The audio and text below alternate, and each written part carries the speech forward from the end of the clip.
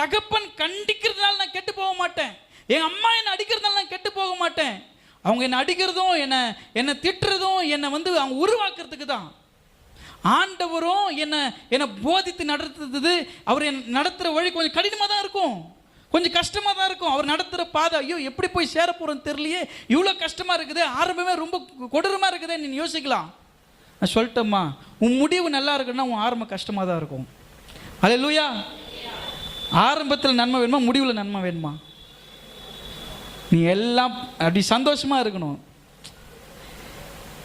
ஆரம்பத்திலிருந்தே கோபமாக இருந்தவங்க முடிவில் தான் இப்போ முடிவு இல்லை. இப்போ இந்த காலம்லாம் பாருங்கள், இப்போ அவங்க பேர குழந்தையெல்லாம் பார்க்கணும். இப்போ எனக்கு ஆசையாக இருக்குது, ஆனால் அவங்களால வர முடியல, அவ்வளோதான். அதனால் உங்கள் கூட இருக்கிற அப்பா அம்மாவை நல்லா பார்த்துங்க.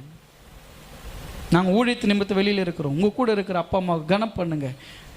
இப்போ யோசிப்பீங்க